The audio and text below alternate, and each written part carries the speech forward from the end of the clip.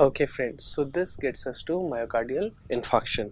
You very well know that the main cause of MI is atherosclerotic obstruction. So before we go further, let us start again with extreme basics in this. From where does the heart get its blood supply? Suppose this is the myocardium. If this is the myocardium with lumen, this is the lumen of the heart. We have endocardium, myocardium, epicardium. From where does heart get its blood supply? It gets its blood supply from the epicardial vessel. Heart gets its blood supply from the epicardial vessel.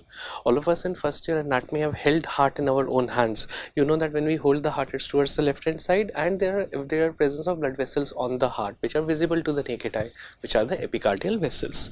So first question to you is, which is the least perfused area? Least perfused area in the heart. If it is getting it from the epicardial vessel, least perfused should be endocardium. नहीं बचे, because the lumen of the heart also has blood in it. The lumen of the heart has blood in it, from which the oxygen diffuses to the endocardium. So least perfused area of the heart is just below the endocardium, that is subendocardial region. Least perfused area of the heart is just below the endocardium, that is the subendocardial region, that is the subendocardial region. Next point, so I can safely divide myocardial infarction into three types. I can divide MI into three types. That is, let us make a flowchart of the same. That is transmural infarction. That is transmural infarction, subendocardial infarction, transmural infarction, subendocardial infarction, and multifocal infarction.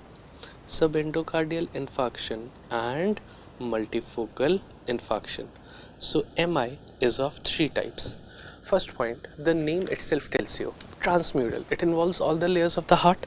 So this occurs because of complete occlusion. This occurs because of complete occlusion of epicardial vessel. This occurs because of complete occlusion of epicardial vessel. It is transmural. It involves all the layers of the heart. Next point. In this, the full thickness of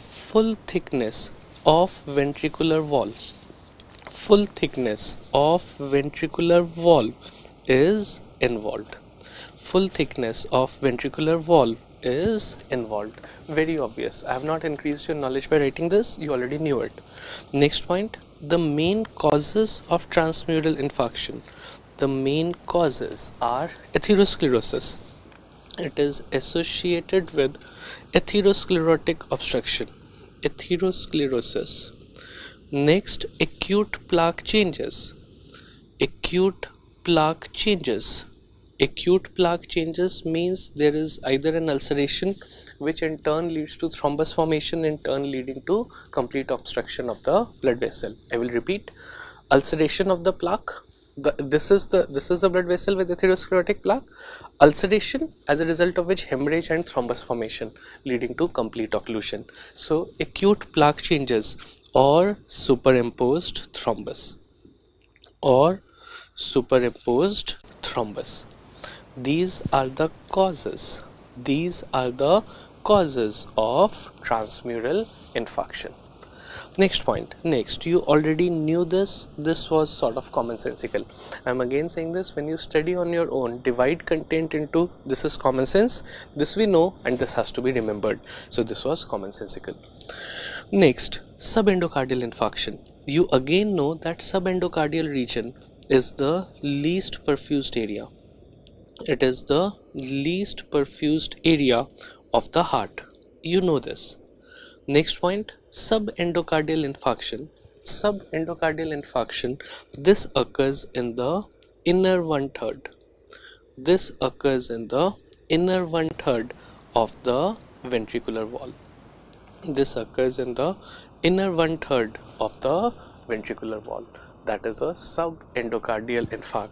The epicardium, myocardium, endocardium, subendocardial, inner one third of the ventricular wall. The most important among this is the multifocal infarction. We drew this whole table only for multifocal infarction.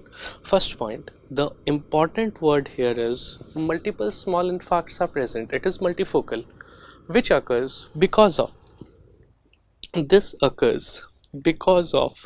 multiple microembolizations. This word is important. Multifocal infarction. This occurs because of multiple microembolizations. Small emboli go and get lodged in various cardiac vessels, leading to multifocal infarction. Next point, it is also associated with vasculitis and vascular spasm. It is associated with vasculitis and vascular spasm. So this can also lead to sudden cardiac death. Can lead to sudden cardiac death because of arrhythmias. This is multifocal infarction. So in this whole flow chart, it was the last column which was important, that is multifocal infarction. Next point, this gets us to time period related changes. This gets us to the time period changes in MI, time period changes in myocardial infarction. First point, with respect to pathology, these time period changes have to be remembered. There is absolutely no doubt about it. First point, after ischemia, ATP starts reducing. After ischemia, ATP starts reducing in how much time period? Seconds, minutes, hours, days. In how much time period? Within seconds. After ischemia, ATP starts reducing within seconds. Next point, loss of myocardial contractility. Loss of myocardial contractility is seen in less than 2 minutes. Loss of myocardial contractility less than 2 minutes. Next, ATP becomes 40% of normal. ATP becomes 40% of normal within 10 minutes and 10% of normal within 40 minutes. 10% of normal within 40 minutes. This is the 10-40 rule. That is, ATP becomes 40% of normal in 10 minutes, 10% of normal in 40 minutes. Lastly, irreversible injury. Time period. Irreversible injury occurs at 20 to 40 minutes. Irreversible injury 20 to 40 minutes with an average of half an hour. So the point to be noted here is, if 20 minutes and 40 minutes both are given in the options and you have to choose one, you will mark it as 20 minutes irreversible injury, because in some it can even occur at 20 minutes. This half an hour is the time when the patient complained of chest pain. Relative picked the car in the traffic, got the patient to the hospital, got the slip made, met you, you diagnosed the patient and started therapy. This is that time period of half an hour, which is the golden time in MI. These are the time period changes in myocardial infarction. Next point, I can see this irreversible injury. By three techniques, which are electron microscopy. I can see this by three techniques, which are electron microscopy, light microscopy. I'll write the full forms also. I can see this by electron microscopy, light microscopy, and gross changes.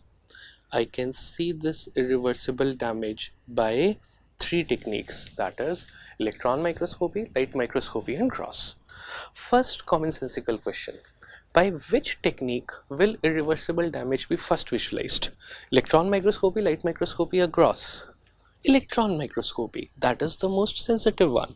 So first visualized irreversible damage is first visualized by electron microscopy. Next point, what is the first change seen on electron microscopy? It shows sarcolemmal disruption. Acha, before I go further, first tell me, we did this in cell injury. Which is the first organelle to be affected in irreversible cell damage? Mitochondria. So what is the first change? It shows sarcolemmal disruption. Electron microscopy shows sarcolemmal disruption and accumulation of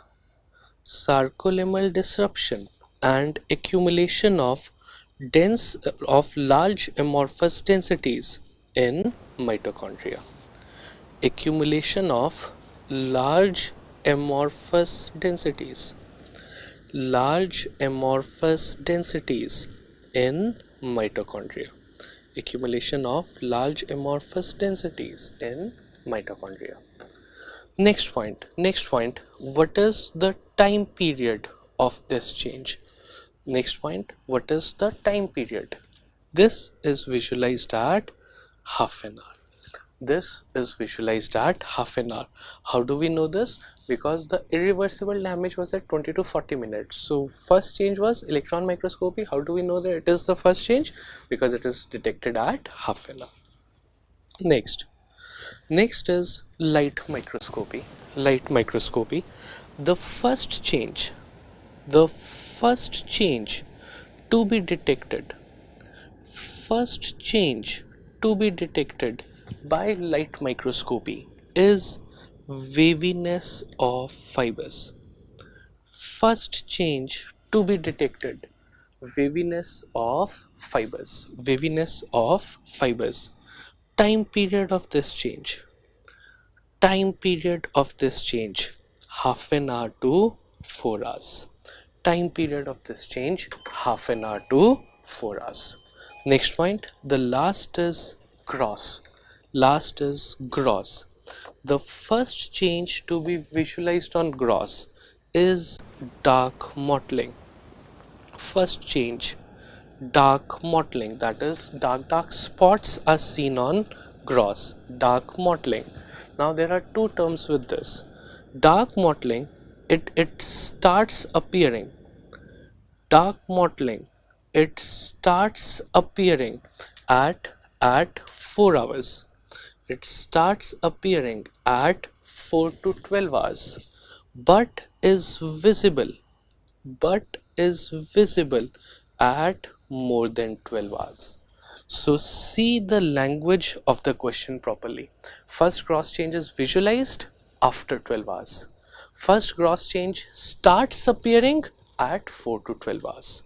So this is irreversible injury, electron microscopy, light microscopy and gross changes.